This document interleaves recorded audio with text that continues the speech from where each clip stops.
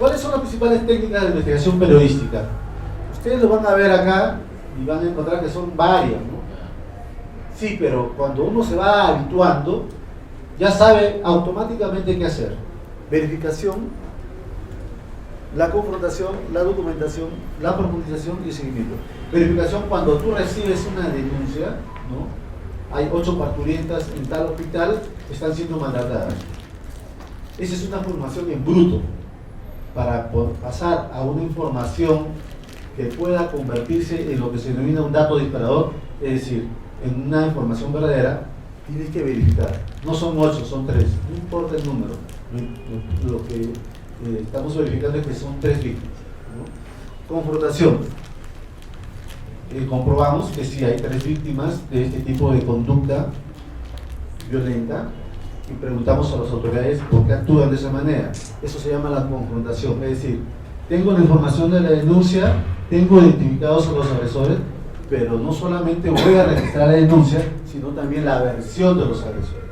¿Por qué? Porque nuestra obligación como periodista es aproximarnos a cómo fueron los hechos. Mientras más nos aproximemos, vamos a tener mejor información. Y seguramente el que sea confrontado, o sea, los que están involucrados en el caso, van a dar su versión. Nuestra tarea es precisamente en aportar los datos para que nuestros radioyentes, televidentes o seguidores puedan saber la verdad más próximo posible. Documentación. Estas personas, estas 3 chicas que están allí, son menores de edad. ¿Cómo lo sabemos? Sacamos su DNI o buscamos otra documentación para saber que no nos estamos equivocando, que efectivamente son menores de edad y que podemos conseguir también las historias médicas por intermedio de los familiares para verificar que efectivamente se atendieron en ese lugar. Entonces, cuando yo publico algo, tengo un sustento, ¿no? Tengo un soporte, y esa es la documentación. Y la documentación es un audio, un video, un documento, un correo por email, un WhatsApp, un TikTok. Tenemos una serie de herramientas para poder documentar un hecho que estamos informando, ¿no? En las últimas movilizaciones y protestas antigubernamentales, las investigaciones periodísticas que hemos hecho los reporteros, no solamente la República, pero sí varios, nosotros lo hemos hecho casi todos los días. Nosotros fuimos uno de los pocos medios que fuimos al lugar de los hechos, ¿no? Y la gente tenía grabado, ¿no? En WhatsApp, en Facebook, en TikTok, en todo lo que se graba, y esas evidencias se contrastaban. Por ejemplo, nosotros logramos determinar que los militares que salieron en Ayacucho el 15 de diciembre y mataron 10 personas estaban con sus fusiles, ¿ya? Entonces hablamos con un experto, le dijimos, acá tenemos 10 videos y 20 fotografías de militares con fusiles. ¿Qué fusiles? Ah, ese fusil es Galil que utiliza tal proyectil. Entonces buscamos los peritajes, las autopsias, y había varios que habían fallecido por efecto de proyectiles de bala. Y después vino el peritaje balístico que decía que de los 10 cuerpos habían 5 que tenían trozos de proyectiles, y los proyectiles coincidían con los que disparaban los Galil. O sea que lo que estaban en los videos se confirmó, se documentó, se verificó. Entonces, ¿nos dijo algo el gobierno? No, no usaron Galil. ¿Nos dijo algo el ejército? No, no usamos Galil. ¿Nos dijo el comando conjunto que no usaron Galil? No, nosotros no hemos usado Galil. ¿Nos dijo la segunda brigada que participó ahí que no usaron Galil? No, ¿por qué? Estaba documentado. ¿Se dan cuenta? Entonces, viene luego la profundización. ¿Qué es? Significa no dejar el caso, no abandonarlo. La gente siempre está en la expectativa. ¿Qué le pasó a esta persona que su marido le echó aceite hirviendo? ¿Murió? ¿La atendieron? ¿Fue grave? ¿Qué pasó con sus hijos? Tenía 7. ¿Dónde está el agresor? ¿Lo detuvieron? ¿En qué caso está? ¿En qué fiscalía está el caso? ¿Qué ha hecho la fiscalía? Ah, ya lo denunciaron ante el Poder Judicial. ¿Qué hizo el juzgado? ¿Dónde está la resolución más reciente? ¿Qué dicen los abogados? De una parte y de la otra parte. ¿Se dan cuenta? ¿Por qué? Si yo hago el seguimiento de un caso, fidelizo el seguimiento de los lectores. Si yo hago el seguimiento de un caso, lo profundizo, voy a revelar más hechos que me van a hacer entender, comprender lo que ha pasado. Y eso es importante, porque un caso puede durar 3, 4, 5, 6 entregas, ¿no? Y de esa manera engancho la atención de los lectores. Eso está probado. Y el seguimiento significa que los periodistas no dejan al caso hasta lograr una resolución. Los gringos le dicen eso, ¿no? Resolución. Ellos no dan premios a los grandes trabajos de investigación periodística porque hacen grandes destapes, ¿no? Sino porque lograron que lo que revelaron, por ejemplo, un caso de abusos de ancianas en un hospicio para enfermos mentales, sí hizo la gran revelación de que los que tenían que cuidarlos en las horas de madrugada nunca iban al hospital, abandonaban a los, sobre todo a las mujeres ancianas. Resultado de eso, morían 3 o 4 a la semana. Pero le dieron el premio porque gracias a esa investigación cesó ese sufrimiento de las ancianas y las personas responsables recibieron su castigo. Eso se llama resolución. Y para conseguir la resolución hay que hacerle un seguimiento.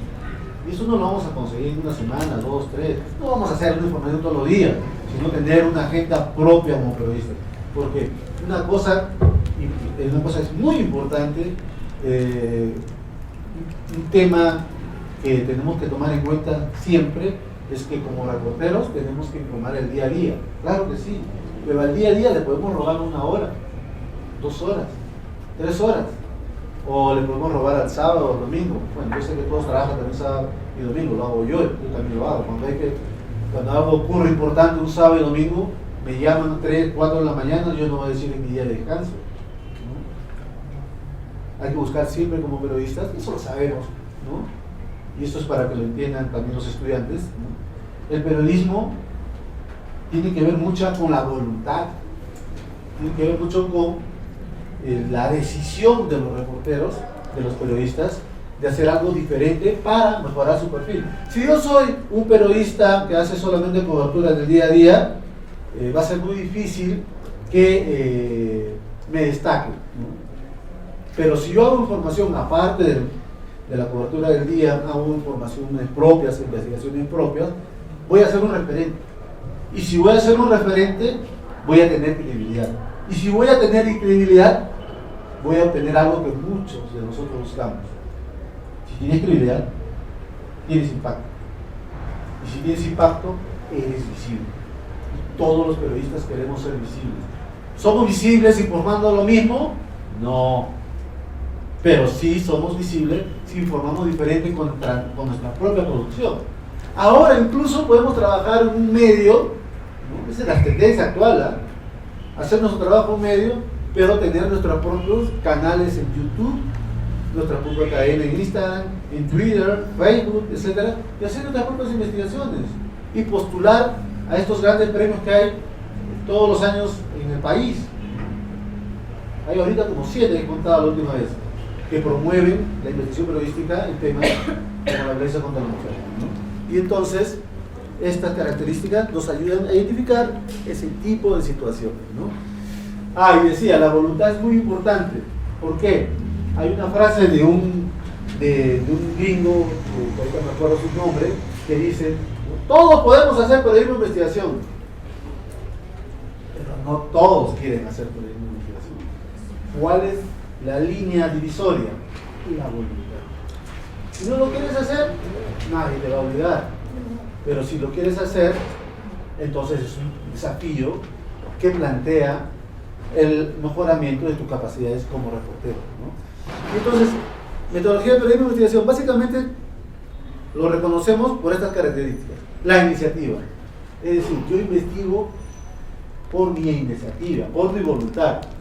Cuando les he presentado el cuadro de esa situación del Cusco, que se encuentra entre las 5 primeras regiones con mayores casos de violencia de género en los últimos 5 años en el país, ¿no?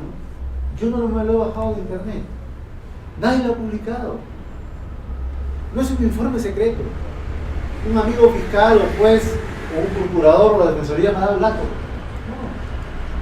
Simplemente lo pregunté, como todo periodista sabe, ¿no? ¿Qué está pasando con el caso de violencia contra la mujer? ¿Quiénes son los principales afectados? ¿Dónde encuentro esa información? Evidentemente el cuadro que ustedes han visto no lo van a encontrar en ninguna parte. El cuadro está disperso año por año, ¿no? Hay informes desde el año 2010 al 2023, hasta febrero. Día a día. Es muy interesante. Ahora, en las páginas web de las principales instituciones públicas, por obligación tienen que publicar esa información. Pero, debido a nuestra cobertura cotidiana del día a día, ¿no? No nos damos cuenta de esta información, ¿no? Entonces, la investigación periodística parte por la iniciativa. Después, formular un plan de trabajo. Ajá, ya tengo la cifra. O sea que sí, pues, Cusco seguimos entre los 5 primeros lugares de las regiones con mayor caso de violencia contra la mujer. ¿Pero por qué? ¿Qué lo explica? Fuentes propias. Es decir, busco, por mi iniciativa, esto me lo puede explicar la persona encargada de Aurora acá en Cusco. Debe tener alguna información específica sobre la evolución de estos datos en Cusco. Está ahí ya en la página web, pero nos puede dar algún tipo de respuesta. Nos puede decir también alguien del Ministerio Público, las fiscalías especializadas, o también nos puede decir el Poder Judicial, o también la Defensoría. Hay distintas fuentes. Fuentes propias son aquellas personas que yo las llamo, ¿no? y mantengo un contacto permanente, ¿no? Ya me consiguió la información, no hay esta información, me la va a dar, aquí me recomienda para que me den información. Y eso probablemente no va a ser un día o dos. Quizás, ¿no? Poco a poco vamos obteniendo información más certera. Sí, en los últimos 5 años Cusco está entre los 5 primeros lugares de las regiones con mayor caso de violencia. Y el siguiente dato es que el crecimiento de la violencia contra la mujer ha crecido entre las menores de edad de 15, entre los menores de edad de 13 a 17 años. Estoy calculando, ¿no? Eso puede ser un dato. Pero también podemos preguntarle a la persona que maneja toda la información de los centros de emergencia de mujer, ¿en qué zona de Cusco? ¿Provincia? ¿Distrito? Ellos tienen también la información. ¿En qué comisaría de Cusco se registran los mayores casos de violencia contra la mujer? Ya, ese solo dato ya es una noticia. En la comisaría de tal lugar, ya. Y después vamos a la comisaría, si es posible, y preguntamos, cada día cuántos casos recibe, por hora, por día, por semana, por mes, por trimestre. Esas son tendencias. Eso se llama análisis de datos. Todo lo que está, y todas esas respuestas a esas preguntas son noticias. ¿Se dan cuenta? ¿No? Pregunta, ¿alguien de acá sabe qué porcentaje de las mujeres que denuncian violencia contra la mujer son casadas? No tenemos esa respuesta. ¿Cuántas son convivientes? Tampoco. La mayoría. No, la mayoría no, estoy hablando de números, yo les estoy diciendo números. ¿Ah? ¿Me dan cuenta? Ya, eso es análisis de datos. Es preguntar, contrastar y saber, ¿no? ¿Qué porcentaje de las víctimas, de las mujeres víctimas de este tipo de violencia son personas universitarias? ¿Cuántos profesionales? ¿Cuántos profesores? ¿Cuántos deportistas? ¿Cuántos son empresarios? ¿Cuántos son pechoblantes? ¿Cuántos son analfabetos? Toda esa información, aunque ustedes no lo crean, está acá, detallado, precisado, en el tiempo, ¿no? Todas al 31 de diciembre de cada año. Entonces sí hay información para trabajar. Bien. Definición de campo de trabajo significa qué área va a trabajar. No solamente va a ser la región Cusco, la provincia tanto, esto, aquella, para evitar la generalización. Eviten la generalización. Por ejemplo, hoy día, hablando del reportaje sobre la ANA, sobre el caso de acoso sexual en la ANA, ¿no? En la Autoridad Nacional del Agua, el reportero incluyó otros casos de presuntos actos de corrupción en la ANA. Está bien, pero no tiene nada que ver, fue relleno. ¿Se dan cuenta? Hay que precisar hay que profundizar el caso y evitar el relleno. ¿Por qué? Porque la gente se confunde, dice, total, ¿de qué hablamos? ¿De corrupción o hablamos de violencia contra la mujer? Son dos cosas totalmente diferentes. Identificación de los personajes, es decir, quiénes son los implicados, las personas relacionadas a los casos. Les sugiero que por cada tema hagan el seguimiento de un solo caso, permanente. Esto también es para evitar la generalización. La línea de tiempo es también para evitar la generalización. Por eso les he puesto yo un periodo concreto, que es el tiempo de un gobierno, 5 años. Ya sé que desde 2018 al 2022 ha habido varios gobiernos y seguirán habiendo, ¿no? Ahora nos saludamos todos, ¿no? Hace tiempo que no te veo. ¿Desde cuándo? Desde Vizcarra, pues. No, yo no te veo desde Merino. No, ve con Toledo. ¿Me den cuenta? Estamos así, lamentablemente. Oye, la última vez que te vi estábamos hablando de Castillo, sí, por algo Boluarte. Y mañana, quién sabe. Busca de documentación clave, que es lo que mencionaban, ¿no? Si vamos a hablar, ¿no? de algo particular, siempre hay que tener un documento que lo sustente. Ya sabemos a qué nos referimos, no solamente a papeles. Estrategia de publicación, ya, hoy día publico esto primero, primer testimonio, luego la acusación, luego la versión de la fiscalía. Hay que mantener enganchado el lector con nuestro tema. Plan de contingencia. Plan de contingencia es cuando algunos de los testigos, eso es importante, cuenta todos los hechos y después de la publicación recibe amenazas y te dice que todo lo que había dicho era falso. ¿Cómo hago yo para que no suceda eso? Evidentemente está relacionado con el tema de la verificación. Si a mí me cuenta alguien un caso de acoso sexual, violencia sexual, de algún tipo de las 30 y tantas manifestaciones, como vamos a ver, de la violencia de género contra la mujer, tengo que verificar. El trabajo de investigación periodística no consiste en recoger un testimonio, ¿no? y publicarlo. Hay que verificar que lo que está diciendo esta persona es cierto. Lugares, fechas, nombres, circunstancias, etc. Ese es el trabajo periodístico, ¿no? Por ejemplo, hace poco entrevisté a un agente de inteligencia que se infiltró en el Palacio de Gobierno y llegó a hablar con el presidente Pedro Castillo. Hablamos más o menos 7 horas. No iba a dedicar las 7 horas, sino los datos más importantes. Me dijo, sí, a mí, yo entré al Palacio porque me llevó un señor Simabulcuro. A ver, ¿cuál es la prueba que tienes? Ah, mira, acá tengo mi WhatsApp donde me comunico con él. ¿Cómo sé que reclutó una persona que él llama el español, que era el amigo del presidente Castillo? Ah, acá están 35 WhatsApp. ¿Y cómo sé que fuiste a una feria de equipos de espionaje en Panamá con el congresista Cordero? Ah, acá están las fotos. Ya, bueno. Entonces saco la publicación y si él me dice, no, yo no te dije que estuve con el congresista Cordero, yo no te dije que estuve con el presidente Castillo, yo no te dije que estuve con el espía del español, ¿no? Pero acá están las pruebas que tú me diste. Y verifiqué migraciones si estuviste en Panamá. Entonces, si quieres desmentirte o desdecirte, tengo pruebas que sustentan que lo que dijiste sí era cierto. ¿Se dan cuenta? Eso es. Pero esto se da en algunas situaciones, ¿no?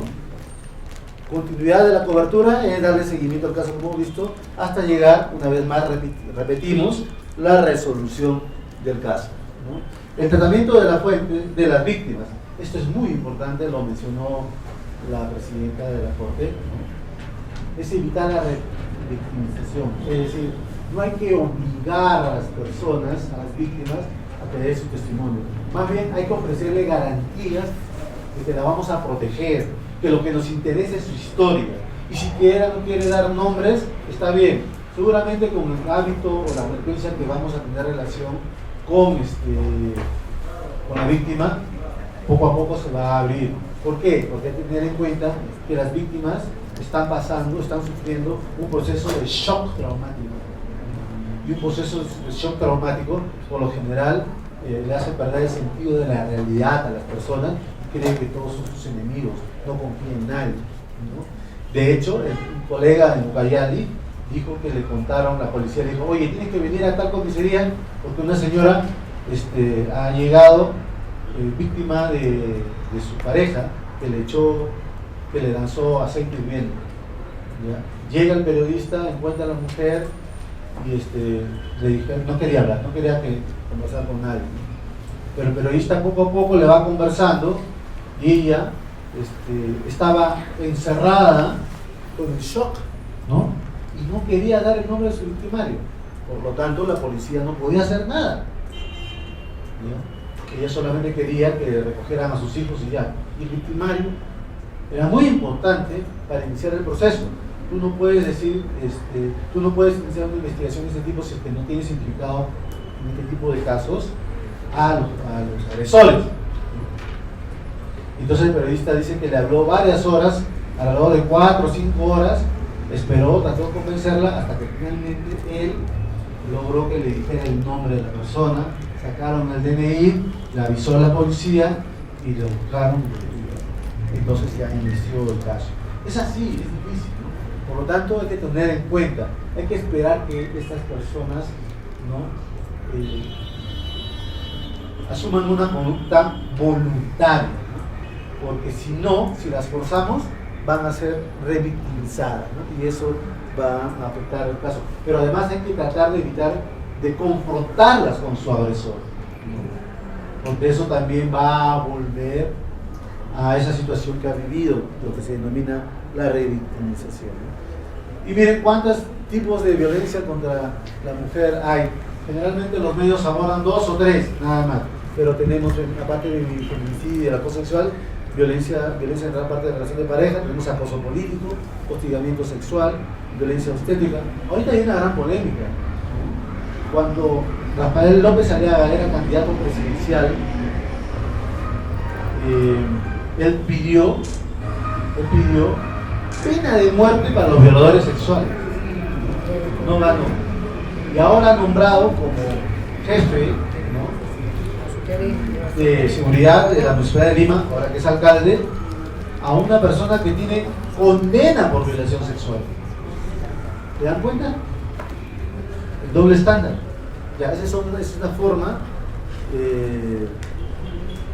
de violencia, porque allí se está volviendo a agredir a la persona que logró una condena contra este funcionario público. Pero también se registra acoso político, hostigamiento sexual, violencia obstétrica, violencia en conflictos sociales. Lo que hacen estas personas, estos policías con ciudadanos que vienen de provincias a Lima y los maltratan, ¿no? Provinciano, terrorista, ¿no? Detienen a personas porque simplemente visten de una manera diferente, ¿no? Y eso es violencia en conflicto social, violencia en conflicto armado, esterilizaciones forzadas que les mencioné, violencia contra mujeres indígenas, violencia contra mujeres con VIH, violencia contra mujeres en centros de reclusión, violencia en las redes sociales, que es muy común, trata de personas con fines de explotación sexual, violencia racial contra mujeres, violencia contra mujeres con discapacidad, violencia contra mujeres migrantes, violencia por orientación sexual, ¿no? Pero sin embargo, de todo esto, los reporteros, los periodistas no cubrimos el 5%, ¿no? Y eso debería cambiar para beneficio no solamente de la prevención de la violencia contra la mujer, sino también para mejorar la calidad de nuestra cobertura periodística. El periodismo de investigación tiene mucho que ver con la violencia de género contra la mujer, porque históricamente se reconoce a este periodista inglés William Thomas Steele como el fundador de lo que se conoce como periodismo de investigación. Y da la coincidencia que el caso como el que se da a conocer es precisamente un hecho que era un escándalo, ¿no? La gente adinerada iba al centro de Londres a buscar servicios sexuales de menores de edad, y el periodista incluso había escuchado que los que tenían más dinero podían comprar a las niñas. Él no creía eso, quería verificar, y él se transforma en un cliente de dinero y aplica una técnica que hasta el día de hoy se practica, se llama inmersión. ¿Qué es la inmersión? Es cuando el reportero se infiltra en una realidad para saber por sí mismo lo que está pasando, en directo. No está esperando un informe de la Fiscalía, de la Contraloría, de la Defensoría, del Poder Judicial. No, el periodismo de investigación es producción propia, ¿no? El periodista está en el lugar de los hechos, ¿no? precisamente ahí hubo una gran controversia con el corresponsal de la República en Puno, porque a diferencia de los informes oficiales del Comando Conjunto, del Ejército, del Ministerio de Defensa, que decían que los aymaras habían atacado a los soldados y los a balazos, a pedradas, guaracazos, los obligaron a cruzar el río, pero él estaba allí. Para empezar, él puso un video donde se escuchaba que los soldados disparaban para que nadie se acercara. Entonces, ¿cómo puede haberle lanzado una piedra? Y entonces vino toda una campaña de crédito contra nuestro colega. Y siguió publicando mayor evidencia. Entrevistó a los familiares de soldados y también consiguió declaraciones de soldados que confirmaban que fue una decisión del jefe de la patrulla de cruzar el río. Entonces, ahí viene el trabajo periodístico. Era el único periodista que estaba allí. Pero aparecen un montón de criticones, ¿no? Y de mentirosos, sobre todo columnistas, opinólogos, ¿no? Acusándolo de terrorista, de ultraizquierdista, de infiltrado, de sendero, de todo, ¿no? Pero él continuó. Cuando ocurre ese tipo de cosas, los periodistas, ¿qué hacemos? Seguimos publicando lo que nosotros vamos verificando, vamos recolectando, porque ese es nuestro trabajo, ¿no? Nuestro trabajo no es opinar. Y entonces este periodista lo metía uno de los objetivos era demostrar que si efectivamente se podía comprar menores de edad, y lo hizo. Y por haber hecho eso lo metieron preso, ¿no? Claro, después se aclaró la situación y todo lo demás, e hizo varios reportajes contando esta situación de violencia, en el caso específico de menores de edad, cuyos padres estaban metidos en el negocio, ¿no? Entonces, miren cuántos años después continúa el periodismo de investigación aplicando incluso el mismo proceso de inmersión y infiltración para saber cómo ocurren este tipo de hechos, ¿no? Y acá voy a ver si se puede abrir, es lo que les mencioné, cómo es que de temas que cuando uno escucha el término violencia de género contra la mujer dirá, pucha, ¿qué significa eso, no? Lo que pasa es que detrás de esos términos hay un fenómeno que está golpeando mucho a la ciudad, ¿no? No se puede entrar, lamentablemente, pero ahí tienen un link donde se puede ver los casos que nosotros hicimos de muchas comunidades indígenas amazónicas y también indígenas cusqueñas y tuneñas, donde las propias mujeres, ¿no?, contaban esta situación que no aparecían en los grandes medios de comunicación, ¿no? Y eso nos permitió ingresar a un espacio totalmente desconocido, atrajo mucho público, ¿no? Porque ellas con su propio idioma estaban contando lo que les había pasado. Bueno, creo que no vamos a tener acceso. Este es un último link que hemos de un trabajo reciente. Descubrimos que en el ejército se habían registrado numerosas denuncias de violencia contra la mujer, pero los casos quedaban ahí solamente en el ámbito del ejército. ¿Por qué? Porque lo consideraban como faltas administrativas. Y le decíamos, ¿por qué? ¿Por qué no lo llevaron al Ministerio Público como corresponde? Es que no queríamos que se dañe la imagen del ejército. O sea que más importante era la imagen del ejército que el daño a las mujeres, ¿no? Cuando publicamos esta información y recogimos por supuesto la versión del ejército, ¿no?, que decía que esto era, no se permitía el acceso a la justicia en estos casos, o que querían preservar la imagen del ejército, fuimos al Ministerio de Mujer y nos dijeron, pero si nosotros hemos firmado un protocolo con ellos, ¿qué estaba pasando? Firmaron bonitos, fotos, ¿no?, videos, ¿no?, abrazados, el ministro con el jefe del ejército, firmaron el acuerdo, pero nunca se aplicó. Entonces hubo una reunión de emergencia y debido a esta información que publicamos, ahora sí lo están haciendo. No puede reducirse la conducta violenta de miembros del ejército, y en algunos casos como el uso de armas, ¿no?, a una falta administrativa. Pero esta tendencia también es en el mundo, ¿no? Mire, justamente a partir de la pregunta que hemos planteado desde el momento en que iniciamos esta presentación, ¿no?, el periodismo de investigación son preguntas. y son periodistas en busca de respuestas, ¿no? Voy a hacer referencia a un caso reciente de premio Pulitzer. El premio Pulitzer lo otorga la Universidad de Columbia a los mejores trabajos periodísticos en los Estados Unidos. Es muy respetado en el mundo este premio. Y uno de los más recientes fue un periódico que se llama The Post and Courier, que pertenece al estado de Carolina del Sur. Es como decir una provincia, ¿no? Porque la violencia de género no necesariamente tiene que cubrirse solamente desde Lima. Se tiene que cubrir desde las regiones donde se presenta de distintas maneras. Y ustedes tienen una gran ventaja respecto a los periodistas que trabajamos en Lima. Ustedes dominan su región, dominan la geografía de este lugar y conocen mucho a las personas e instituciones. Nosotros no podríamos hacer un gran reportaje de investigación sobre la violencia contra la mujer en el Cusco, a diferencia de ustedes que sí, porque tienen acceso a todo, ¿no? Esa es la gran ventaja.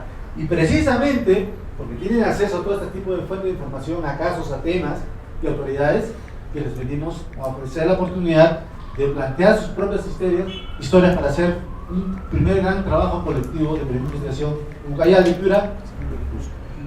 Y estos periodistas vieron, ¿no?, que los informes oficiales clásicos, ¿no?, las notas de prensa, ¿no?, la violencia contra el feminicidio, en este caso, aumenta en Estados Unidos, decía la noticia, ¿no? Y era todo por estados, tal año, tal año, tal año. Se dieron cuenta que en los últimos 5 años, como hemos visto ahora, en el estado de Carolina del Sur, en todos los años lideraba el mayor número de episodios de feminicidio.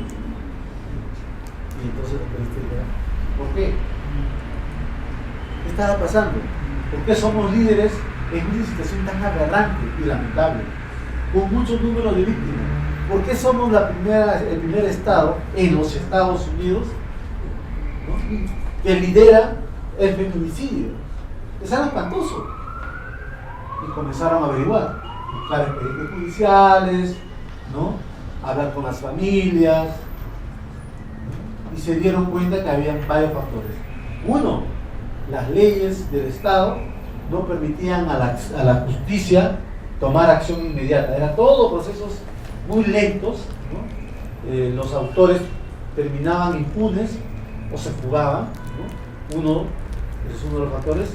2, las mujeres no denunciaban las situaciones previas al feminicidio.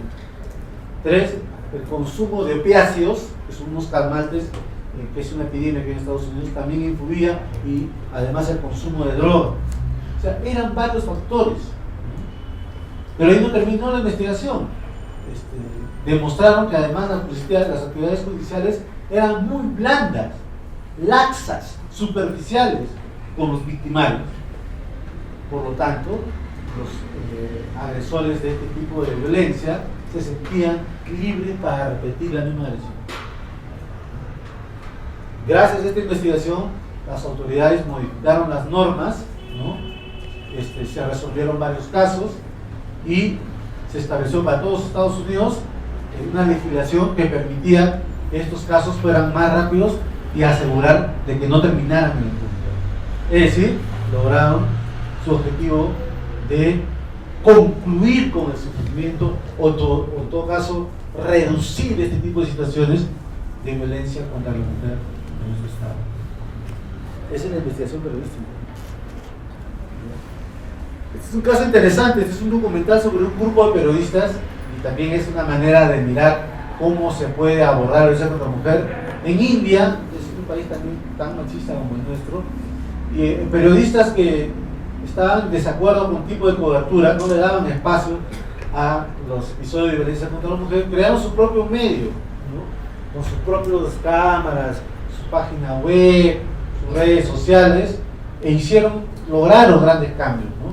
Está el link ahí para que puedan ver el documental y se demuestra cómo no es necesario hacer grandes inversiones para hacer un buen periodismo, ¿no? Las nuevas tecnologías, las redes sociales nos pueden ayudar a trabajar el periodismo de investigación independiente, ¿no? Es decir, no de los grandes medios o de las plataformas que se conocen, sino que nos dan la posibilidad como grupo o individualmente para abordar este tipo de reportajes de una manera contundente, ¿no? Y vamos a ver en la siguiente parte de la presentación varios ejemplos de cómo actualmente la tendencia de la cobertura de la investigación periodística está recibiendo grandes galardones. En el CIEMBE, por ejemplo, la conferencia latinoamericana de periodismo de investigación, que convoca premio de investigación periodística, premió como el primer caso de importancia a la cobertura de un alto funcionario del gobierno de Bolsonaro, que era denunciado por acoso sexual y nunca le pasaba nada. Pero eso no fue el único caso. También de este cantautor cubano, que era gobernista y por su vinculación precisamente con funcionarios del gobierno cubano, no recibía la sanción por graves casos de acoso sexual. Y un tercer caso, ¿no?, de un importante abogado, el abogado del expresidente Álvaro Uribe, colombiano, ¿no?, que también, no obstante la permanente denuncia que había y las evidencias, ¿no?, nunca recibía sanción. En estos tres casos que he mencionado hay un componente importante, el poder que tenían esas personas, y ese poder lo ejercían para asegurarse impunidad. Un funcionario público que toma decisiones es alguien con mucho poder, y por lo general los casos que se encuentran en las instituciones públicas es precisamente lo que se denomina en algunos casos la sextorsión, que es el intercambio de favores sexuales a cambio de posiciones económicas, ascensos, etc., ¿no?, que después vamos a ver con desarrollo. Y en el Colping, que ocurrió, como digo, en diciembre del año pasado, se ve que estas tres publicaciones son en páginas web, no son grandes medios. Ya los grandes medios han desaparecido como los ganadores de estos premios internacionales importantes, como vamos a ver más adelante, ¿no? Esas son las nuevas tendencias. ¿Y cuál es la temática de estos grandes premios? La violencia de género contra la mujer.